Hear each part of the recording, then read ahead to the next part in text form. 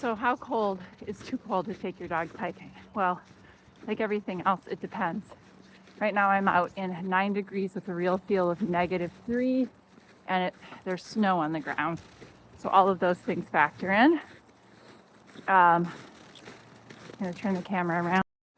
Duke made it 30 minutes without boots, no coats on the furrier dogs.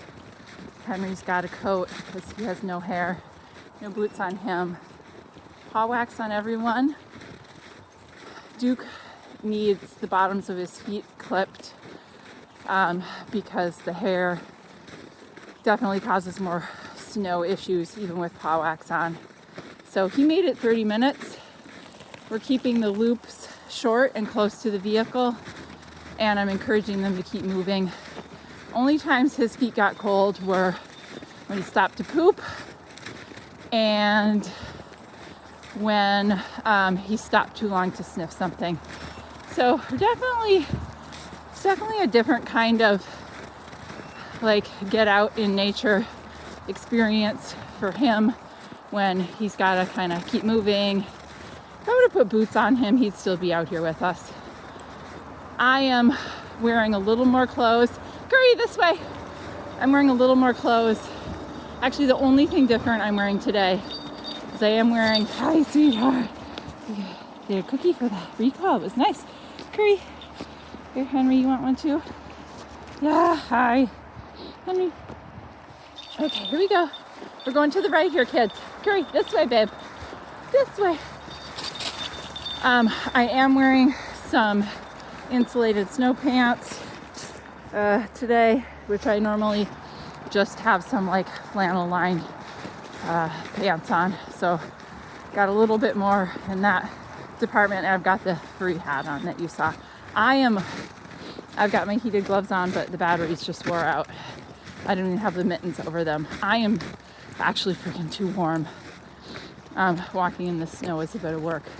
So I could definitely hike out in this temperature for a couple hours without it being a problem. I'm aiming because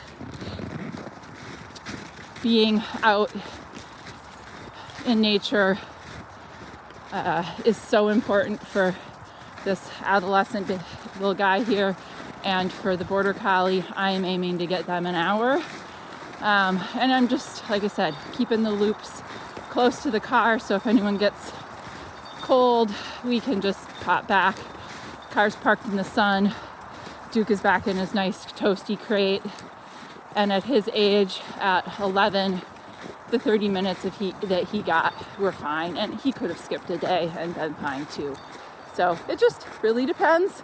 But don't be afraid of the cold, because you honestly don't know unless you try it. And we have plenty of clothes for people, and most dogs honestly do really, really well in the cold. I think people are way more worried about it than they need to be. But don't do anything stupid. Like, don't go on some like massive backcountry excursion without proper gear. Like, that's just dumb. But staying in your house in the winter and depriving of your dogs of freedom of movement in nature because it's cold, that's just dumb too. So they're still running and having a great time. You know what I was thinking about is this kind of weather was a warm day in Minnesota in the winter when I was growing up 50 years ago. I was only 50 years ago, so 45 years ago when I was a kid playing outside. This was a warm day. Our labs lived outside in an unheated kennel. Yes, they had a straw-packed doghouse. And if it was really cold, like 20 below or something like that, these are Fahrenheit temperatures. Americans can't do that trick. Then they would come into an unheated garage and sleep in a crate. But we were outside playing in the snow in this temperature all the time. We were little kids. Our gear was not this good. We didn't have gear like we have now. And the dogs were always out playing with us. I remember our labs would let us hold on to their collar and haul us up the slippery ravine where we had sledded down into and we couldn't get back up because it was too slippery. They were out there with us. I don't know how many hours we played out there. A long time. And we were just told to come in when we got cold. Most of the time we came in when we needed a snack or we had to go to the bathroom. So anyway, yeah, there is an element of like acclimating as well. So, but ask your friends who live like in really cold places, not New England where I live, but actual really cold places, what they do with their dogs in the winter. I do not think they keep them inside all winter. Also, I am sweating, so I am overdressed. And my heated gloves, these are just glove liners. I had to take the mittens off, I was too hot. So I got a good workout and got time in nature to boot.